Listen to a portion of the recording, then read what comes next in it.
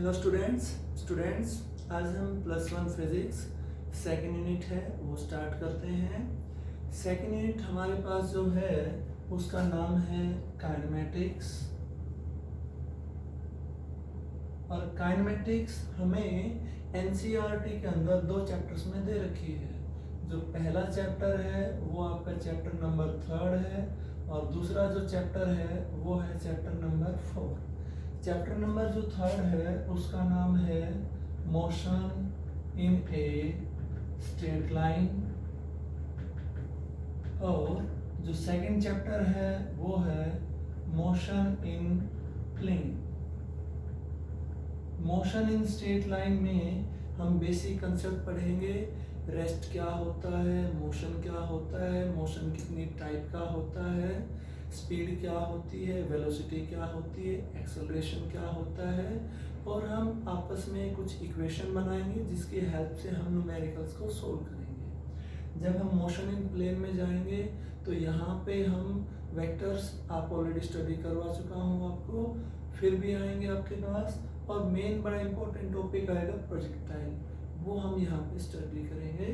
तो आज हम मोशन इन स्ट्रेट लाइन है इसका बेसिक कर लेते हैं। जो बेसिक बातें हैं वो हम समझ लेते हैं क्या है वो, तो वो हम देखते हैं। Student, motion in straight line जो सबसे पहला क्वेश्चन आता है वो इसमें ये आता है कि रेस्ट क्या होता है। रेस्ट हमारी एक पोजीशन है जिसमें कोई भी बॉडी उसके सराउंडिंग में जो बॉडी हैं उनको देखते हुए टाइम का पैसेज होने के साथ विद पैसेज ऑफ टाइम अपनी पोजीशन नहीं बदलती हैं। फॉर एग्जांपल यहाँ पे एक बॉडी रखी है और यहाँ पे एक ट्री है और यहाँ पे एक बस खड़ी है इस तरीके से।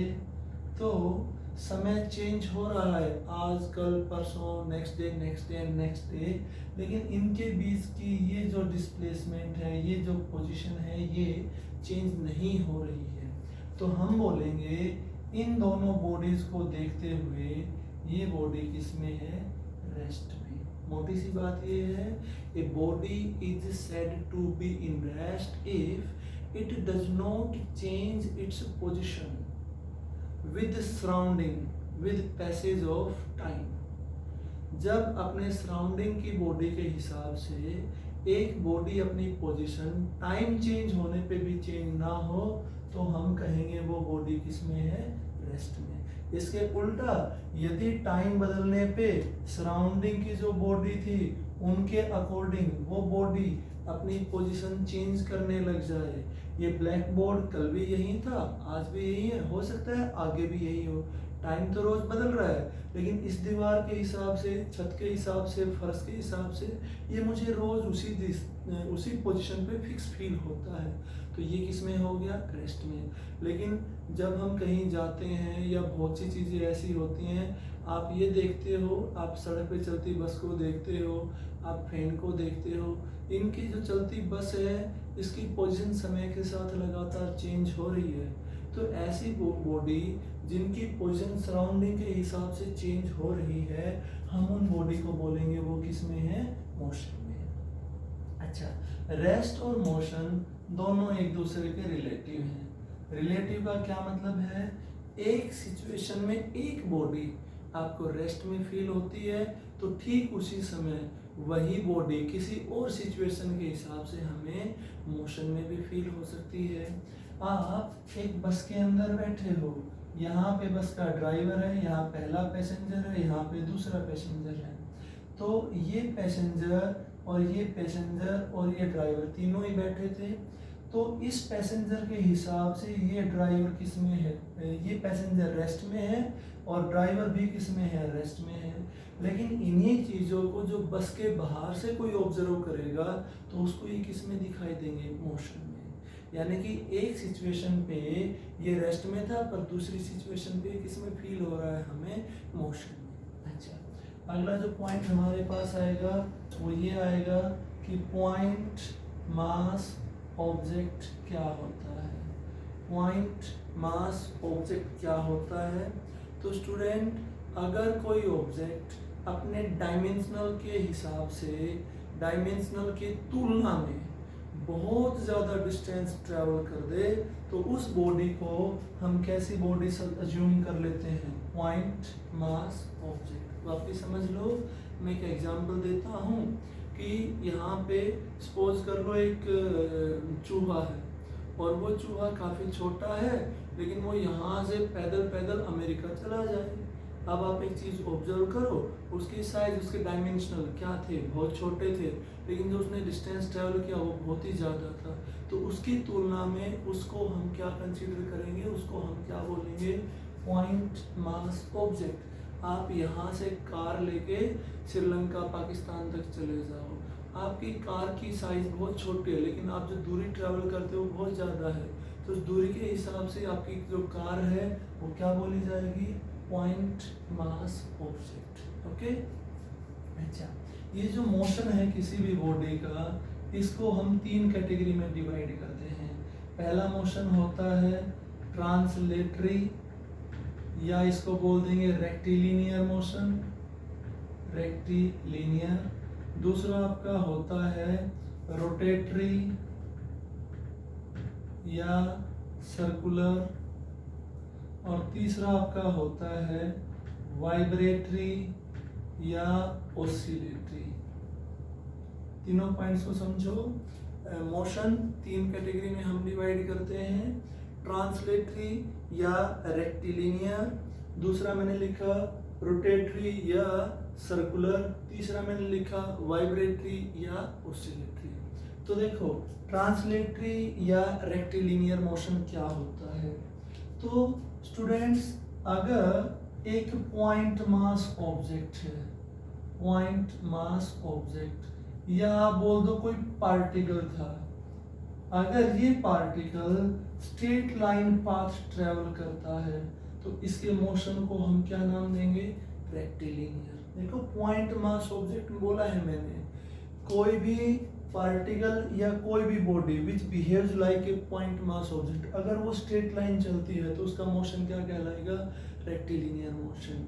लेकिन अगर कोई बॉडी काफ़ी बड़ी है और उस बॉडी के मूवमेंट का मतलब ये हो गया कि उसके अंदर जितने भी पार्टिकल थे सारे के सारे पार्टिकल मूव करें, और वो पार्टिकल एक बराबर एक पर्टिकुलर टाइम के बाद उन सभी पार्टिकल के मूवमेंट जो हुआ है उसमें जो शिफ्ट हुआ है उनकी पोजीशन में वो बराबर हो और वो पैरेलल शिफ्टिंग हो। जैसे एक बॉडी चले तो उस बॉडी के अंदर सपोज कर लो 3 पार्टिकल थे, ये पूरी बॉडी चल के जब यहाँ आती है तो इसका मतलब ये हो गया कि ये पार्टिकल भी यहाँ आया, ये पार्टिकल यहाँ आ गया, ये पार्टिकल यहाँ आ गया।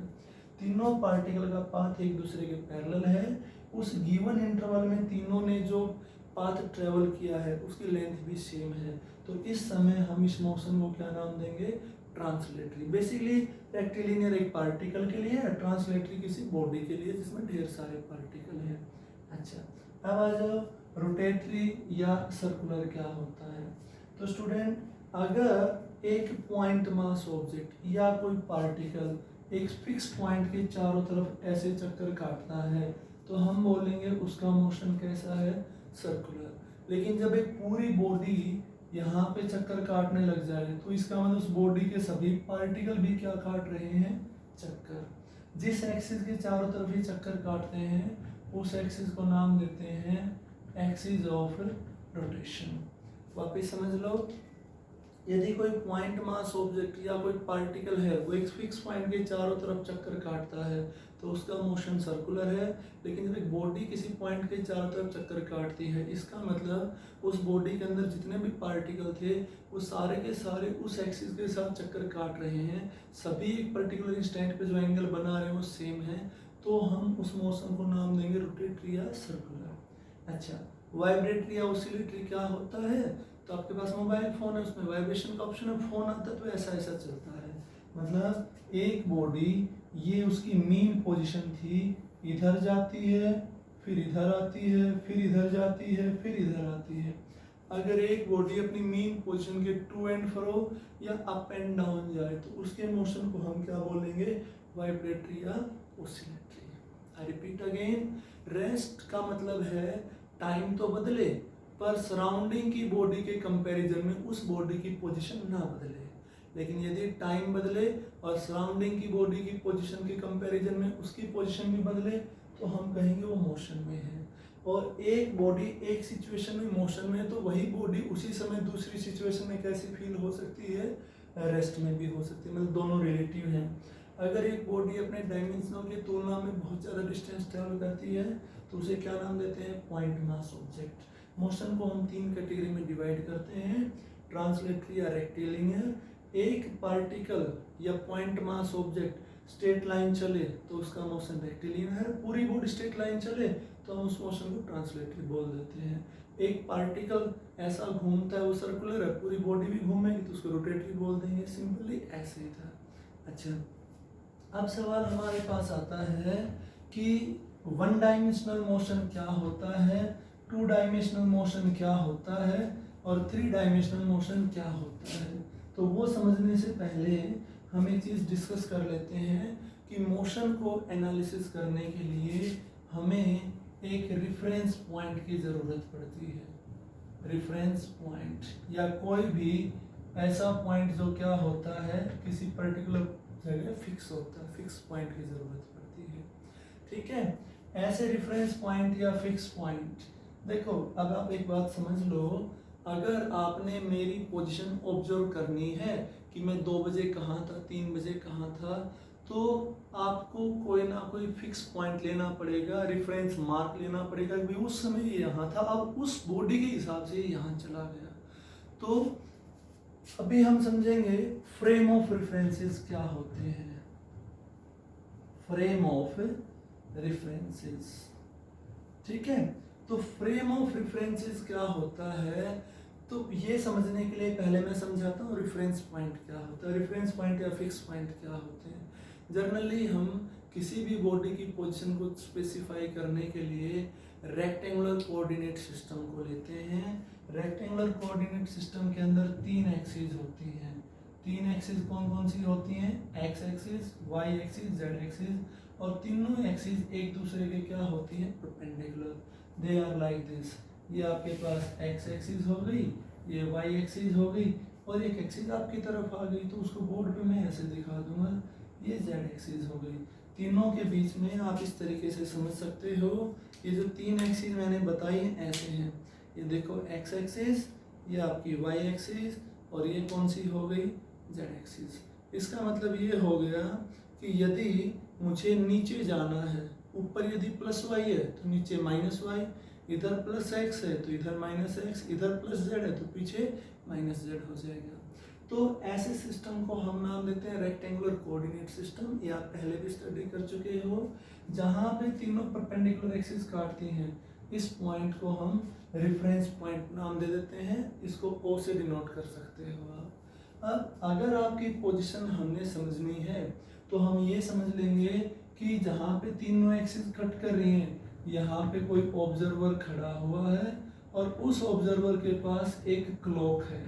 उस क्लॉक से वो क्या मेजर करेगा, time. Okay, frame of reference में क्या होता है अब ये समझ लो। फ्रेम ऑफ रेफरेंस में 3 एक्सिस का सेट होता है, जहाँ तीनों एक्सिस कॉन्साइड करती हैं वहाँ पे एक ऑब्जर्वर होता है, उसके पास क्लॉक होती है, क्लॉक से वो टाइम नोट करता है और इस पॉइंट से वो हमारी पोजीशन वेरीफाई करता है। अगर ये फ्रेम ऑफ रेफरेंस रेस्ट में है तो इसे नाम दिया जाता है इनर्शियल फ्रेम ऑफ रेफरेंस। अगर ये एक्सेलरेटेड है तो इसे नाम दिया जाता है non inertial frame of reference. अच्छा, अब देखो तो मोशन को हम 1D, 2D, 3D अब कैसे समझेंगे, और यहाँ से आपके पास एक क्वेश्चन बन जाएगा कि 1 डायमेंशनल मोशन क्या होता है, 2 डायमेंशनल मोशन क्या होता है, 3 डायमेंशनल मोशन क्या होता है। जरा समझ लो, ये कौन सी एक्सिस बना दी मैंने, एक्स एक्सिस, और ये कौन सी एक्सिस बना दी, वाई एक्सिस, और एक एक्सिस आपकी तरफ है तो उसको बोर्ड पे मैं ऐसे लिखूंगा। ठीक है, यानी कि इस रूम की मैं बात करता हूँ तो एक दीवार उधर आ गई, एक दीवार इधर आ गई, एक को एक्स एक्सिस नाम दे दो, एक को वाई एक्सिस नाम दे दो, ऊपर की तरफ हाइट है उसको हमने जेड एक्सिस नाम दे दिया। अच्छा, तो मोशन को हम कब वन डायमेंशनल कहेंगे? डी का यहाँ पे मतलब क्या है? डायमेंशनल। कब आप मोशन को वन डायमेंशनल बोलोगे? अगर किसी बॉडी की पोजीशन स्पेसिफाई करने के लिए मुझे सिर्फ एक कोऑर्डिनेट की ज़रूरत पड़े। एक कोऑर्डिनेट की मतलब या तो मुझे एक्स एक्सिस की ज़रूरत पड़े, या मुझे वाई एक्सिस की ज़रूरत पड़े, या मुझे जेड एक्सिस की ज़रूरत पड़े।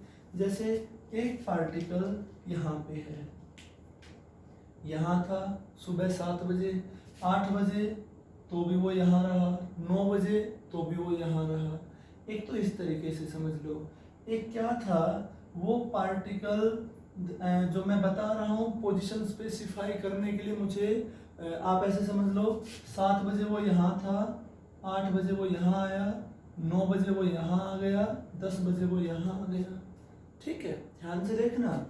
इस आदमी का जो डिस्टेंस था इस एक्सिस से ऊपर की तरफ कौन सी एक्सिस है? वाई। इतना था, 8 बजे इतना था, 9 बजे इतना था, 10 बजे इतना था। क्या कोई इसमें चेंज आया? नहीं आया। पर इस डायरेक्शन में ये देखो 7 बजे इतनी दूरी थी यहाँ से, 8 बजे इतनी दूरी हुई, 9 बजे इतनी हुई, 10 बजे इतनी हुई। कहने का क्या मतलब है? अगर उधर कॉर्नर है तो अभी मैं यहाँ खड़ा हूँ, थोड़ी देर में मैं यहाँ खड़ा हो जाऊँ, फिर मैं यहाँ खड़ा हो जाऊँ। दीवार से मेरी दूरी सेम है और ऊंचाई भी सेम है, बस एक दीवार से मेरा डिस्टेंस चेंज हो रहा है। ऐसे केस में आपको यदि मुझे मेरी पोजीशन बतानी हो तो बस आपको ये डिस्टेंस या ये डिस्टेंस या एक डिस्टेंस, मतलब एक ही एक्सिस में जो डिस्टेंस वो पता होना चाहिए। यानी कि या तो आपको मेरा एक्स एक्सिस जरूरत पड़ेगी, या सिर्फ आपको वाई की ज़रूरत पड़ेगी, या सिर्फ आपको जेड की ज़रूरत पड़ेगी। ऐसे केस में मेरा जो मोशन है वो किसी भी एक्सिस के क्या हो जाता है? पैरेलल। या तो एक्स एक्सिस के पैरेलल चलूंगा, या वाई एक्सिस के पैरेलल चलूंगा, या जेड एक्सिस के पैरेलल चलूंगा। यानी कि अगर किसी ऑब्जेक्ट की पोजीशन को स्पेसिफाई करने के लिए 3 कोऑर्डिनेट कौन कौन से होते हैं? एक्स वाई जेड में से मात्र एक की ज़रूरत पड़े, चाहे तो एक्स की ज़रूरत पड़े, चाहे वाई की ज़रूरत पड़े, चाहे जेड की ज़रूरत पड़े, तो उस मोशन को नाम दिया जाता है वन डायमेंशनल। और वन डायमेंशनल में हम किसी ना किसी एक्सिस के पैरेलल चलते हैं। ठीक है, अच्छा। दूसरा 2 डायमेंशनल। अब देखो, अभी इसी सवाल को मैं बदल देता हूँ। अब इस सवाल को मैं ऐसे कर देता हूँ कि भाई 7 बजे मैं यहाँ था, 8 बजे मैं यहाँ हो गया, 9 बजे यहाँ चला गया, और 10 बजे मैं यहाँ चला गया। तो अब प्रॉब्लम ये आती है, 7 बजे मैं इस एक्सिस से इतनी दूरी पे था, इससे इतनी दूरी पे था, 8 बजे मैं इससे इतना दूर हुआ, इससे इतना दूर हुआ, 9 बजे में इससे इतना दूर हुआ, 10 बजे में इससे दूर हुआ, इतना। आप चीज़ को समझो, यहाँ मेरी पोजीशन को बताने के लिए ये दूरी भी चाहिए थी, ये दूरी भी चाहिए थी। यहाँ मेरी पोजीशन बताने के लिए ये दूरी और दोनों दूरी की ज़रूरत पड़ रही थी। अगर किसी ऑब्जेक्ट की पोजीशन बताने के लिए हमें 3 में से 2 कोऑर्डिनेट की ज़रूरत पड़े, 2 कोऑर्डिनेट की ज़रूरत का मतलब या तो एक्स वाई की, या वाई जेड की, या जेड एक्सिस की, तो उस मोशन को कितने डायमेंशनल बोला जाता है? 2 डायमेंशनल।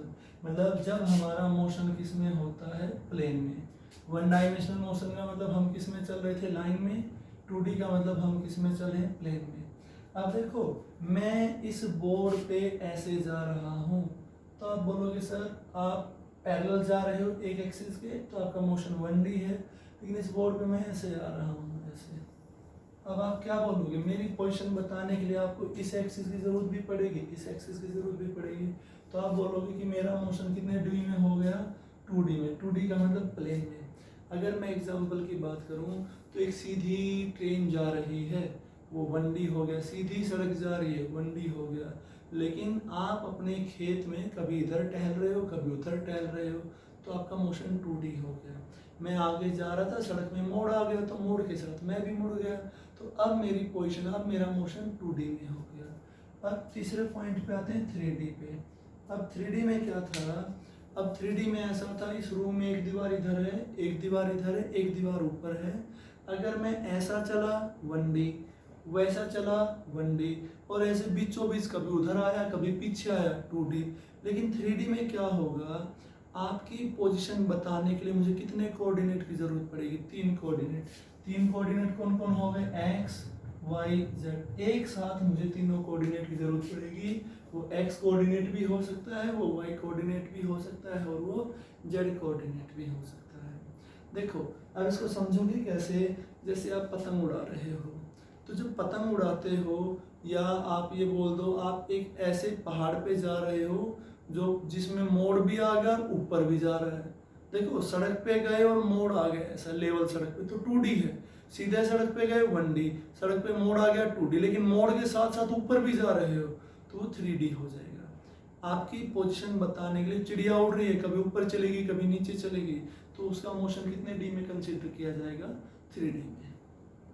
यानी कि अभी मैं रूम में यहाँ खड़ा हूँ, मेरी एक्स एक्सिस से दूरी, वाई एक्सिस से दूरी, जेड एक्सिस से दूरी निकाल ली, फिर मैं यहाँ आ जाता हूँ, थोड़ा नीचा हो जाता हूँ, यानी कि अब मैं अपनी हाइट भी चेंज कर लेता हूँ, दोनों एक्सिस से दूरी भी चेंज कर लेता हूँ। तो अब मेरी पोजीशन स्पेसिफाई करने के लिए आपको तीन कोऑर्डिनेट की जरूरत पड़ेगी। यानी कि जिस रूम में आप बैठे हुए हो अभी, उस रूम में आपको तीन डायरेक्शन के लिए जाना पड़ेगा। एक डायरेक्शन एक्स एक्सिस, एक डायरेक्शन वाई एक्सिस, एक डायरेक्शन जेड एक्सिस। यहाँ बैठे थे, जब आप खड़े होकर थोड़ा चलते हो तो आप एक्स एक्सिस से भी दूरी ट्रैवल करते हो, वाई से भी करते हो, साथ के साथ आपकी हाइट भी चेंज होती है। तो अब आपकी पोजीशन बताने के लिए मुझे तीन कोऑर्डिनेट की ज़रूरत पड़ती है। तो इस तरीके से मोशन को हम 3D बोलेंगे। 3D जो मोशन होता है, इसका मतलब आप ये समझ सकते हो हम किस में हैं, स्पेस में। ओके, तो ये आप ध्यान रखेंगे। रेस्ट क्या होता है, मोशन क्या होता है, पॉइंट मास ऑब्जेक्ट क्या होता है, टाइप ऑफ मोशन ट्रांसलेटरी या रेक्टिलिनियर, रोटेटरी या सर्कुलर, वाइब्रेटरी या ओसिलेटरी, और उसके अलावा हमने पढ़ा फ्रेम ऑफ रेफरेंस क्या होता है, रेक्टेंगुलर कोऑर्डिनेट सिस्टम में कितनी एक्सिस हैं, 1D क्या होता है, 2D क्या होता है, 3D क्या होता है। नेक्स्ट जो वीडियो हम इसका अपलोड करेंगे वो मेन हमारा टॉपिक से स्टार्ट हो जाएगा, डिस्टेंस, डिस्प्लेसमेंट, स्पीड और वेलोसिटी का। Thank you.